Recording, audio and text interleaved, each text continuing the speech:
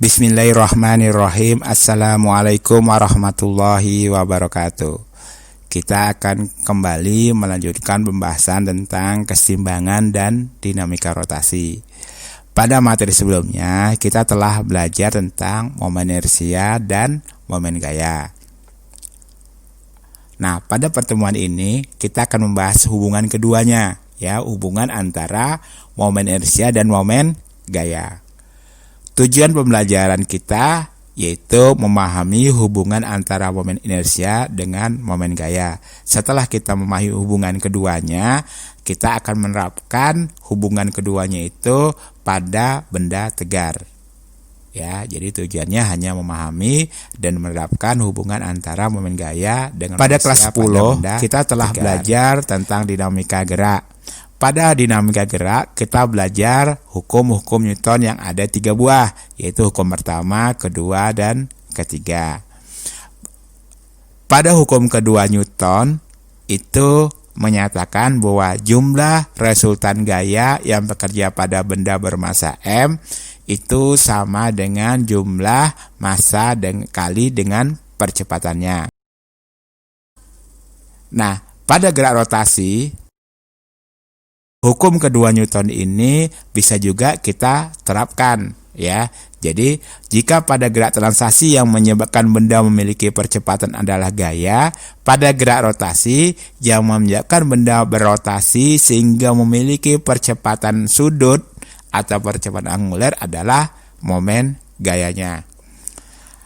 Massa adalah ukuran kelembaban sebuah benda. Nah, pada gerak rotasi, ukuran kelembaban itu dinyatakan dengan momen inersia. Nah, ini telah kita bahas kemarin bahwa momen inersia itu tergantung kepada bendanya dan juga di mana gaya itu bekerja. Pada pertemuan selanjutnya juga kita mengetahui bahwa momen gaya itu sama dengan R dikali F. Jadi, gaya dikali dengan garis kerja gaya tersebut atau jari-jari gaya pada porosnya. Pada gerak rotasi ada yang namanya percepatan sudut.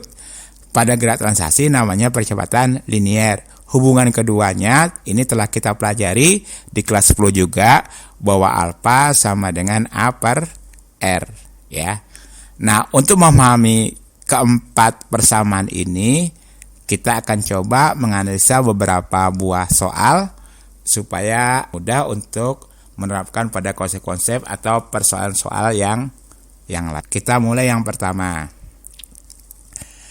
Jika massa katrol 8 kg, kemudian gaya yang bekerja pada katrol tersebut 20 Newton, tentukanlah besar percepatan linier dari katrol. Perhatikan diagram gambar ini. Pada diagram ini, kita bisa melihat sekilas bahwa jika katrol ini diberi gaya F, maka katrol ini akan berotasi. Karena dia hanya berotasi, maka yang kita gunakan hanyalah hukum kedua Newton untuk gerak rotasi, yaitu tau sama dengan I dikali alfa. Tau itu sama dengan F kali R. Jika kita lihat, gaya yang bekerja pada katrol ini adalah F. Lengan momennya adalah jarak antara poros ini dengan gaya, sehingga sama dengan jari-jari. Nah, jika berbicara tentang katrol, maka katrol selalu diidentikan dengan silinder pejal dengan momen inersia sama dengan setengah mr kuadrat, yaitu momen inersia silinder pejal I sama dengan setengah mr kuadrat. Karena ini ditanya percepatan linier, dalam persamaan yang ada adalah percepatan sudut.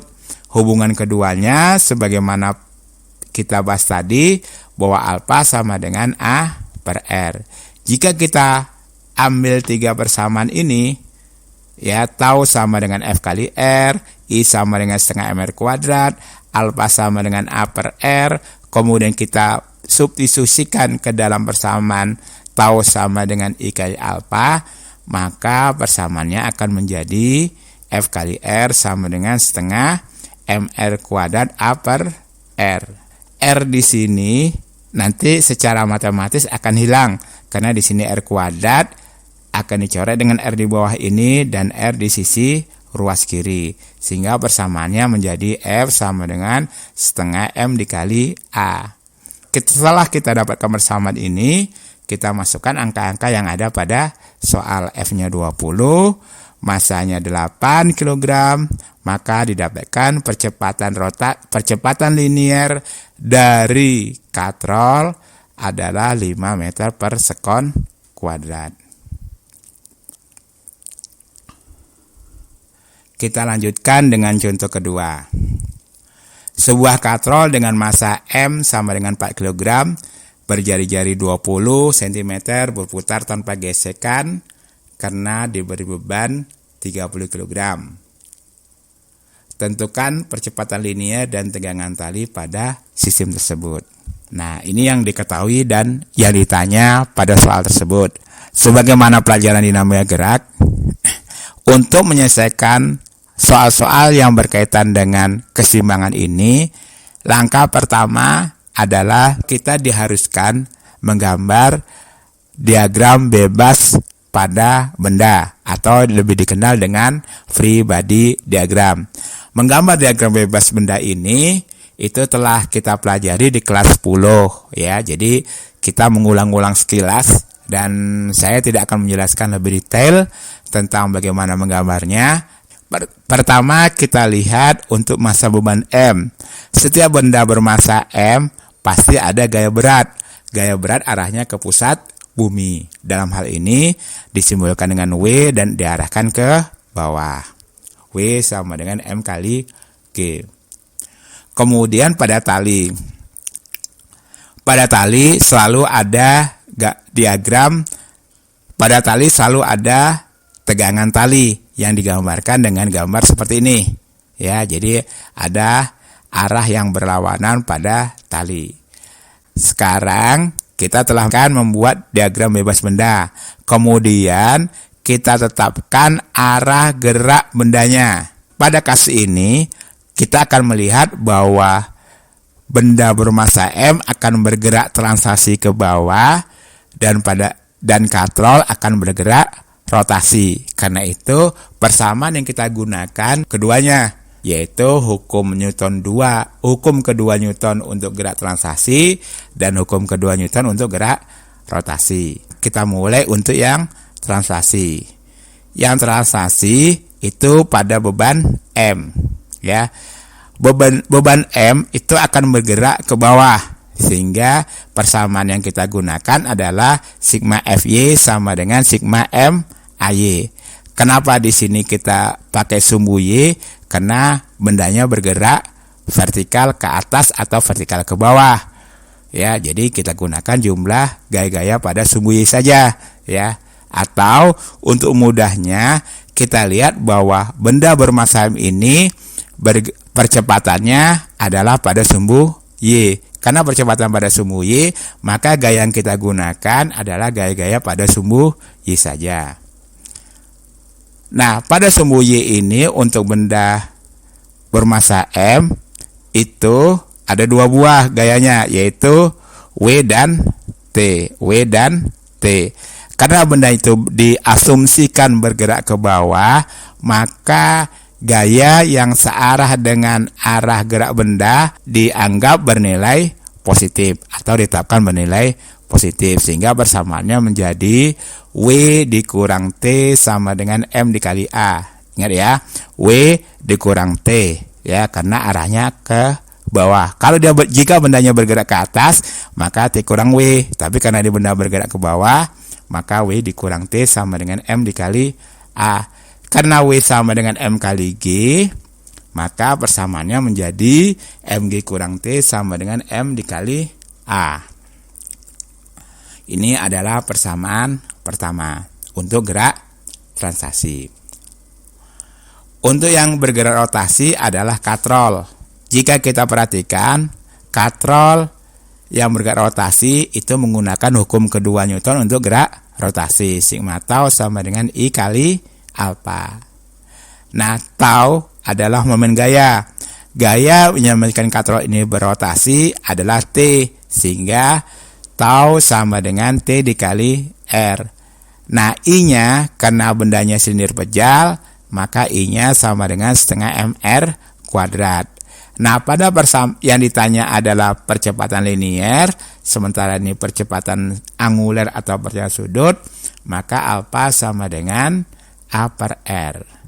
Nah, jika tiga persamaan ini kita substitusikan ke persamaan gerak rotasi ini, maka akan diperoleh T kali R sama dengan setengah MR kuadrat A per R. Sama dengan contoh yang pertama tadi, jika kita selesaikan secara matematis, maka akan menjadi T sama dengan setengah M dikali A. Ini adalah persamaan yang kedua. Nah, sekarang kita telah memiliki dua persamaan. Untuk menyelesaikan dua persamaan ini, itu diserahkan kepada kita mana cara yang lebih mudah. Apakah pakai substitusi atau pakai eliminasi. Nah, saya akan mencontohkan menyelesaikan secara eliminasi untuk semua soal yang ada pada materi ini. Ini adalah persamaan yang telah kita peroleh, yaitu MG dikurang T sama dengan M kali A, dan kemudian yang kedua T sama dengan setengah M dikali A.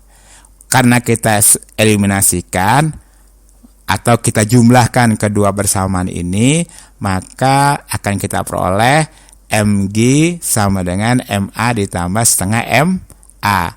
T di sini habis karena min T ditambah T sama dengan 0. Atau MG sama dengan A dikali M ditambah setengah M.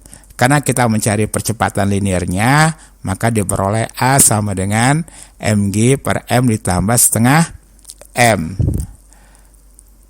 Pada soal setelah diketahui bahwa massa katrol atau M besar itu 4 kg, jari-jarinya 0,2 meter, kemudian massa bebannya M kecil 30 kg, dan ditanya adalah A dan T.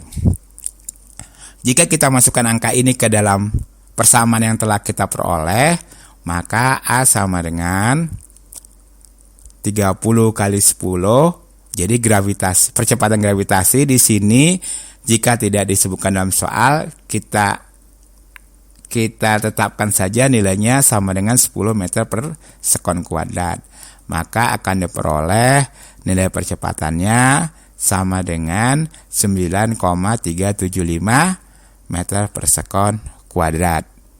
Nah, jika ditanya tegangan tali yang kedua, maka kita bisa menggunakan apakah persamaan 1 ataupun persamaan 2. Cuma kita cari mana yang paling praktis. Yang paling praktis adalah persamaan kedua. Jadi T sama dengan setengah M kali A.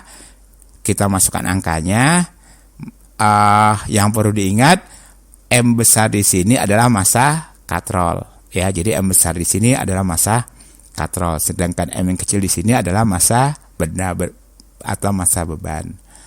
Sehingga akan didapatkan tegangan talinya 18,75 Newton.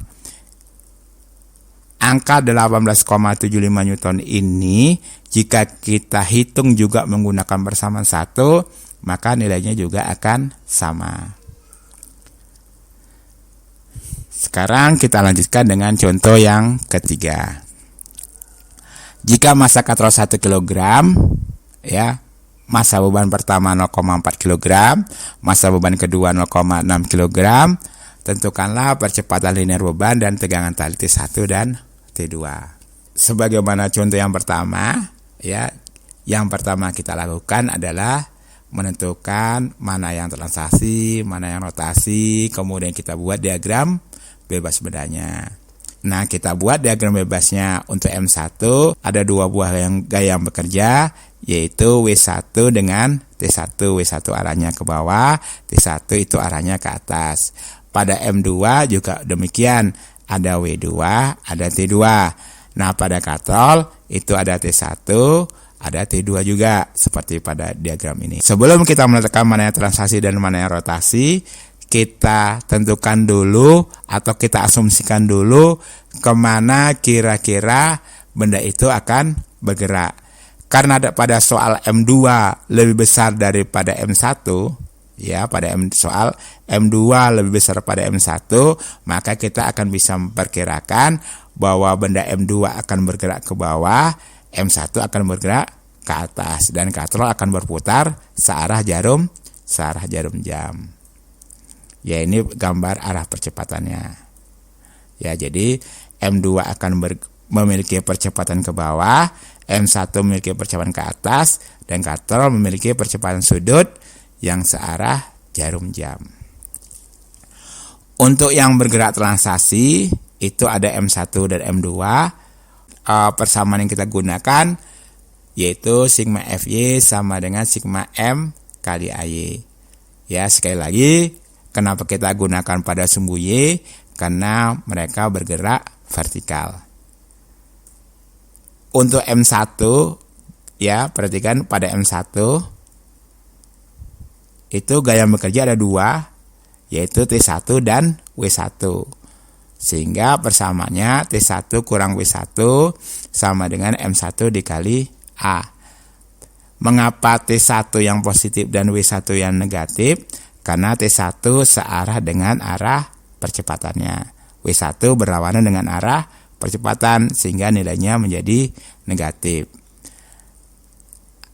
Karena W sama dengan M kali G, maka persamaannya kita dapatkan menjadi T1 dikurang M1G sama dengan M1 kali A. Ini adalah persamaan pertama untuk M1. Untuk M2 yang juga bergerak translasi, itu gaya bekerja juga dua buah, yaitu T2 dan W2. T2 dan W2. Persamaan yang kita dapatkan adalah W2 kurang T2 sama dengan M2 kali A. Nah, mengapa persamaan pertama dengan yang ke bawah ini berbeda? Karena yang searah dengan A adalah W2. Karena itu di sini W2 bernilai positif. T2 berlawanan dengan arah percepatan, sehingga nilainya negatif. Nah, persamaan ini menjadi M2G dikurang T2 sama dengan M2 kali A. Ini adalah persamaan yang kedua untuk gerak translasi. Untuk yang bergerak rotasi, ya, persamaan yang kita gunakan adalah hukum kedua Newton untuk gerak rotasi, yaitu sigma tau sama dengan I kali alfa. Nah, yang berrotasi adalah silinder pejal, sehingga I-nya nanti akan kita gunakan sama dengan setengah mr kuadrat.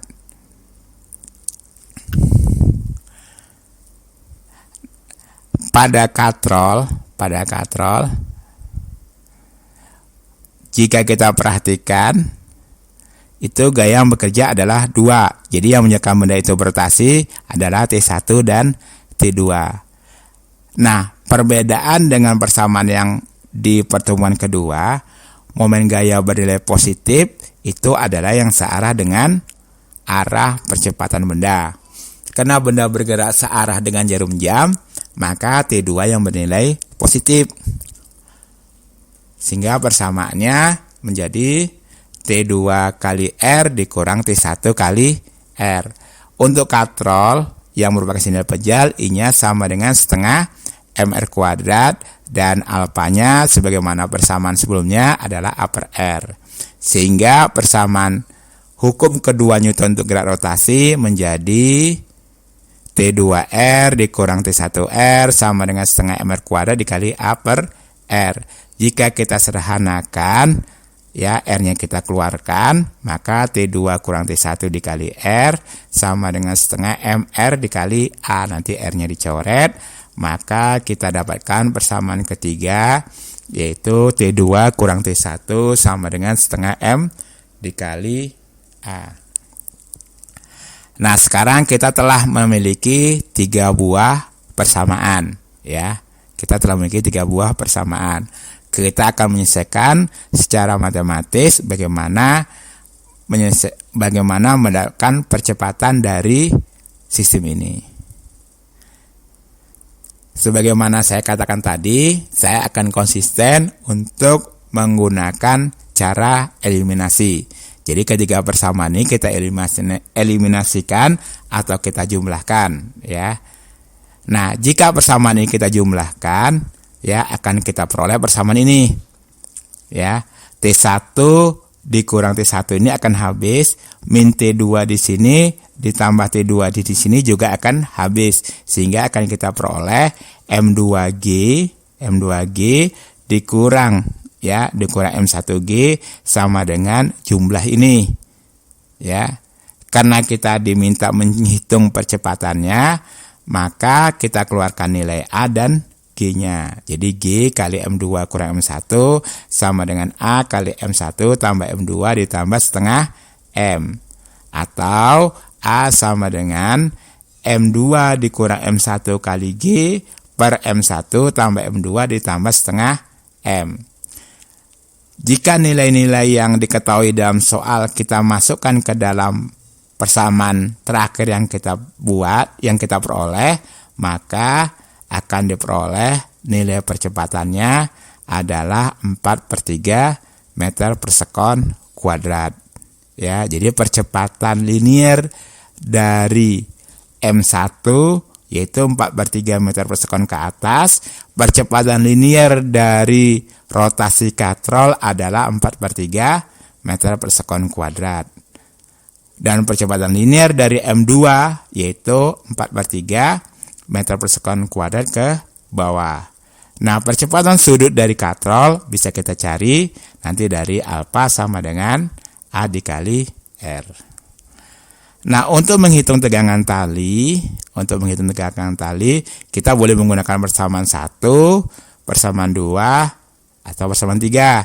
Jika kita gunakan persamaan 1, T1 kurang M1 kali G sama dengan M1 kali A, maka akan kita peroleh nilai T1-nya sama dengan 4,5 Newton.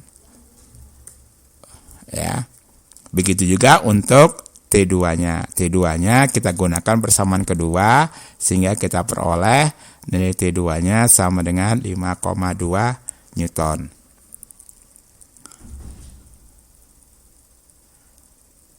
Sekarang kita lanjutkan contoh yang keempat. Suatu gaya F bekerja pada benda tegar dengan momen inersia kmr kuadrat pada bidang datar yang kasar. Tentukanlah percepatan yang akan dialami oleh benda tegar tersebut. Tentukan juga percepatannya benda tersebut jika benda tersebut adalah silinder pejal dengan massa 4 kg dan gaya bekerja adalah 20 Newton. Nah, ini gambar bendanya. Sebagaimana contoh sebelumnya, kita buat dulu diagram bebas bendanya. Pertama adalah gaya berat. Gaya berat karena benda memiliki massa, maka ada gaya berat yang arahnya ke bawah yaitu W. Yang kedua, karena benda itu berada pada bidang datar, ya, benda terletak pada bidang, maka ada gaya normal. Gaya normal tidak selalu berlawanan dengan arah berat, karena arah gaya berat itu ke bawah, sementara gaya normal tegak lurus dengan bidangnya. Ya, jadi gaya normal tegak lurus dengan bidang. Kemudian karena lantainya kasar, maka bekerja gaya gesekan. Gaya gesekan itu arahnya berlawanan dengan asumsi gerak benda, ya. Jadi jika benda itu digerak gaya ke kanan, maka kemungkinan benda akan bergerak juga ke kanan, apalagi pada bidang datar, ya. Karena itu gaya gesekan akan berarah ke kiri, ya. Jadi ini adalah gaya gesekannya.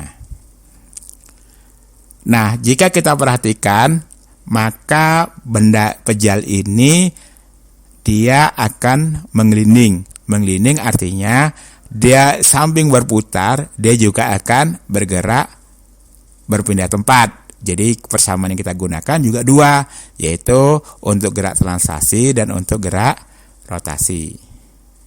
Nah, untuk yang gerak translasi itu sigma fx sama dengan sigma m dikali ax. Nah, sekarang kita perhatikan pada benda ini, benda berarah percepatan linearnya adalah ke arah sumbu X. Maka gaya-gaya yang kita gunakan nanti hanyalah gaya-gaya yang ada pada sumbu X saja. Ya, jadi tidak semua gaya pada benda ini. Jadi gaya-gaya yang searah atau berlawanan dengan arah percepatannya. Ya, jadi gaya-gaya yang kita masukkan, sekali lagi, gaya-gaya yang kita masukkan pada gerak translasi ini adalah gaya-gaya yang searah atau berlawan arah dengan arah percepatannya. Karena benda itu bergerak ke kanan, maka gaya yang kita gunakan yang bernilai positif adalah gaya penariknya, yaitu F besar, dan gaya gesekan F kecilnya itu menjadi negatif. Maka persamaannya F dikurang F kecil sama dengan M dikali A. Ini adalah persamaan pertama untuk gerak translasi.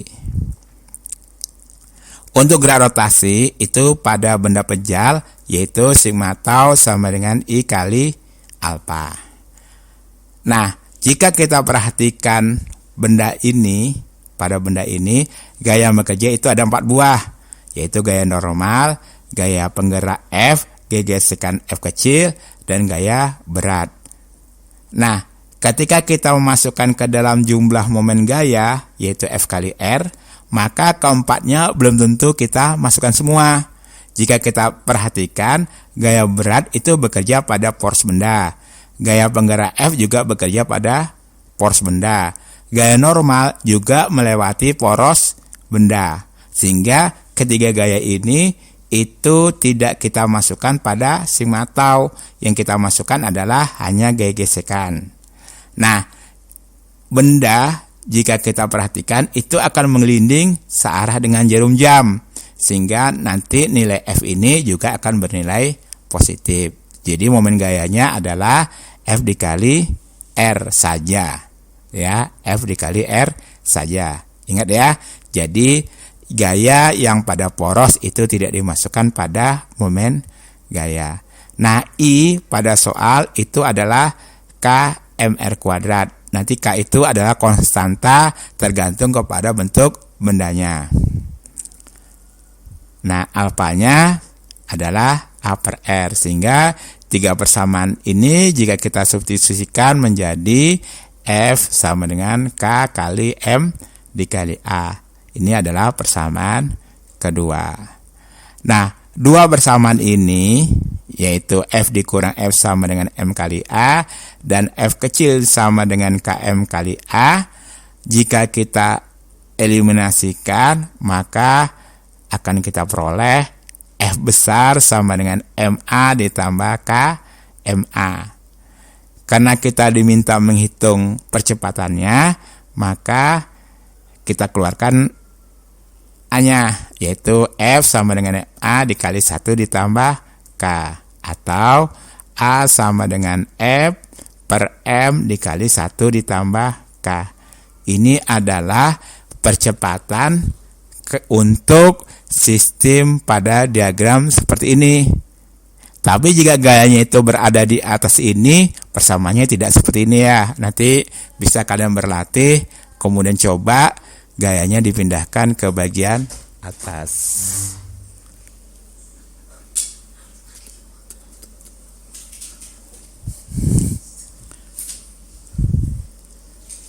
Nah, kita lanjutkan pertanyaan kedua. Jika percepatan benda tersebut adalah sindel pejal dengan massa 4 kg. Nah, percepatan yang kita peroleh adalah A sama dengan F per M dikali 1 ditambah K. F sama dengan 20 Newton, ya, masanya 4 Newton, dan bendanya silinder pejal. Karena silinder pejal momen inersianya sama dengan setengah mr kuadrat, makanya bernilai setengah, sehingga percepatannya sama dengan 20/4 dikali 1 tambah setengah. Ya, maka didapatkan percepatan linear daripada silinder pejal jika diberi gaya pada porosnya pada lantai yang kasar bernilai 10/3 meter per sekon kuadrat. Itu contoh yang keempat. Kita lanjutkan dengan contoh yang kelima. Suatu benda tegar dengan momen inersia kmr kuadrat meluncur pada bidang miring yang kasar dengan sudut kemiringan alfa. Tentukanlah percepatan yang akan dialami oleh benda tegar tersebut. Perhatikan gambar di bawah.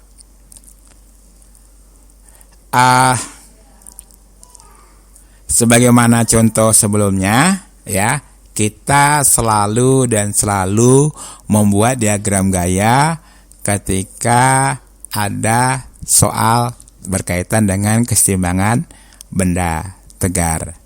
Nah, pertama, jika benda menggelinding pada bidang miring, karena dia memiliki massa, maka benda memiliki gaya berat, arahnya ke bawah, ya.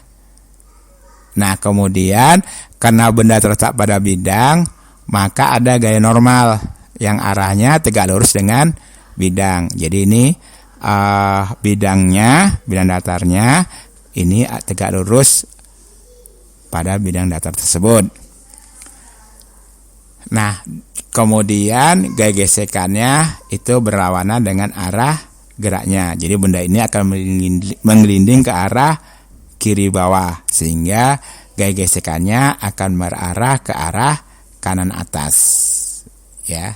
Nah, selesai, kita buat diagram gayanya. Nah, persamaan yang kita gunakan juga seperti yang tadi, yaitu untuk gerak translasi dan gerak rotasi, ya. Untuk gerak translasi dan gerak rotasi.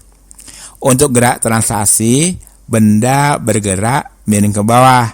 Maka cara yang paling mudah adalah kita asumsikan diagram kartesiusnya juga miring, ya. Diagram kartesiusnya juga miring, ya, seperti ini, ya.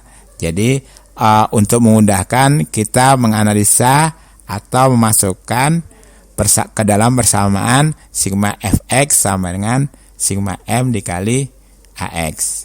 Nah, karena semu koordinatnya seperti ini semu x-nya, ini semu y, maka w gaya berat itu harus kita proyeksikan. Ini telah kita pelajari pada kelas 10, ya.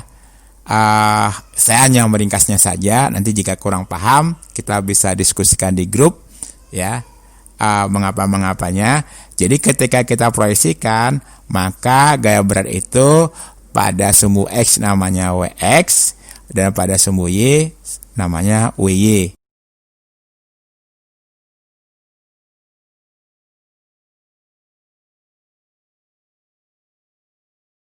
Benda menggelinding ke arah kiri bawah, ya. Jadi benda menggelinding ke arah kiri bawah.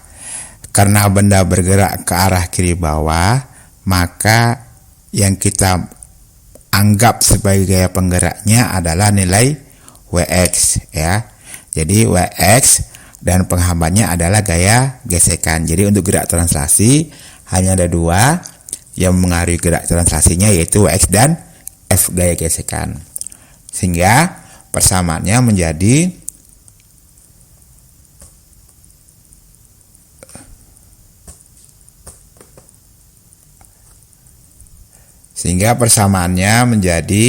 Wx dikurang F sama dengan M dikali A.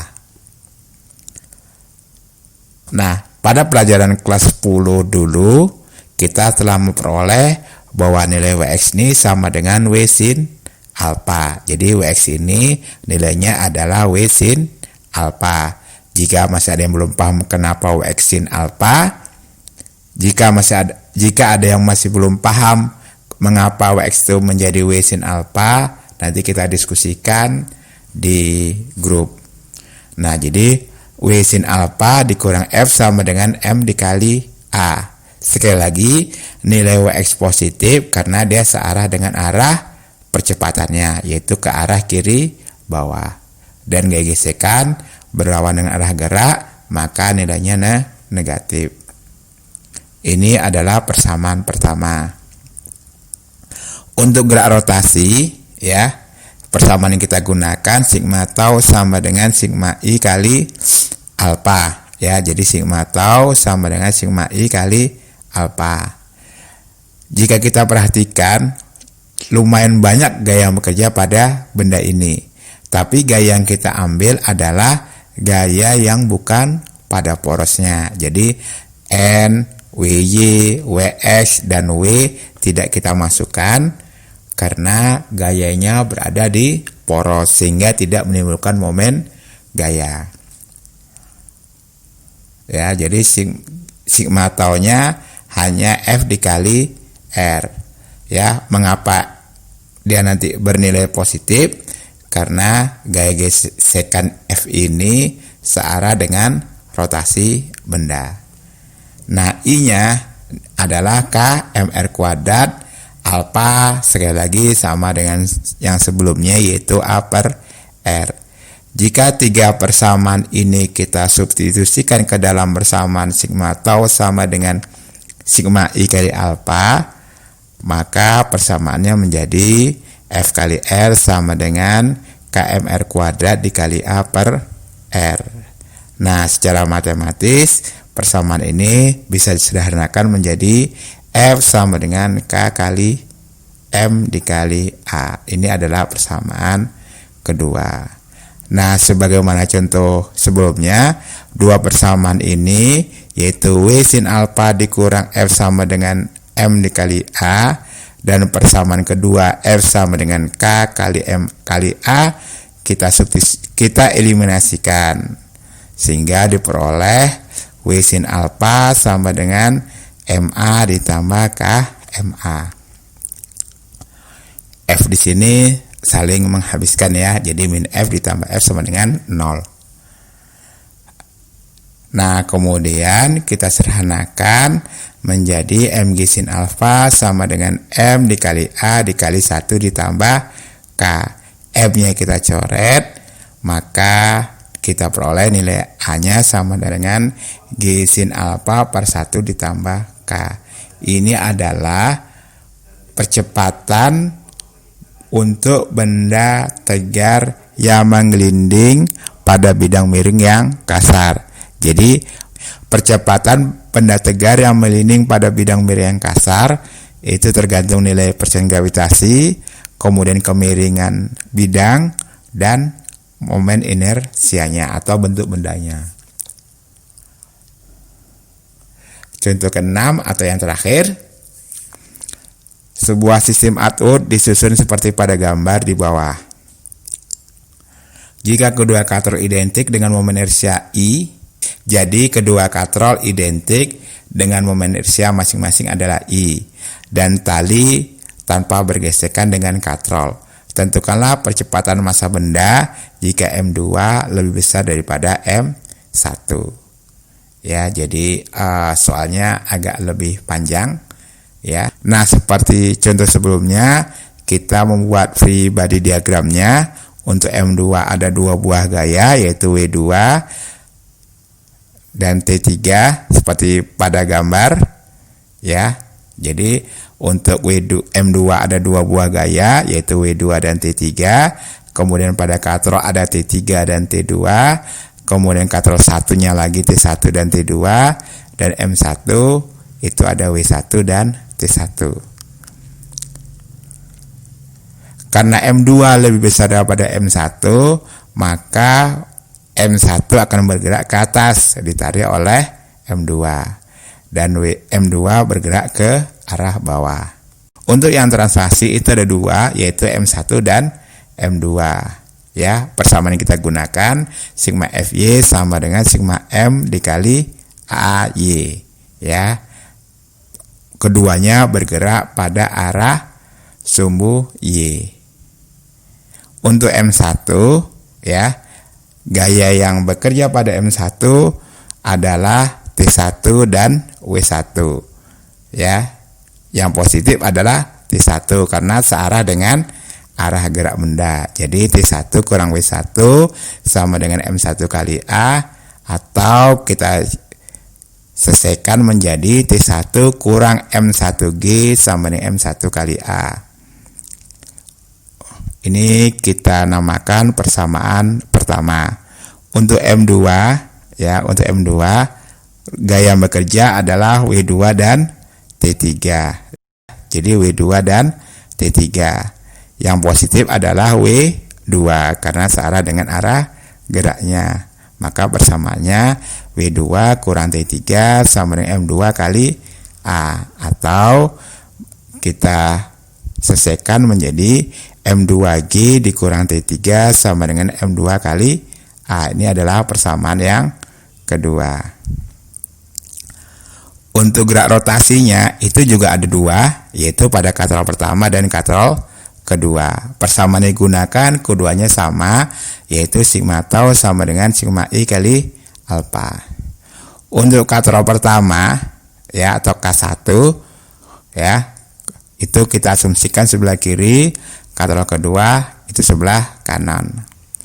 Pada katrol pertama atau K1, gaya yang bekerja itu ada dua, yaitu T1 dan T2. Karena katrol K1 berputar atau berotasi searah jarum jam, maka yang bernilai positif adalah T2. Sehingga persamaannya menjadi T2 kali R dikurang T1 kali R sama dengan I dikali A per R. Ya. T2 kali R dikurang T1 kali R sama dengan I kali A per R.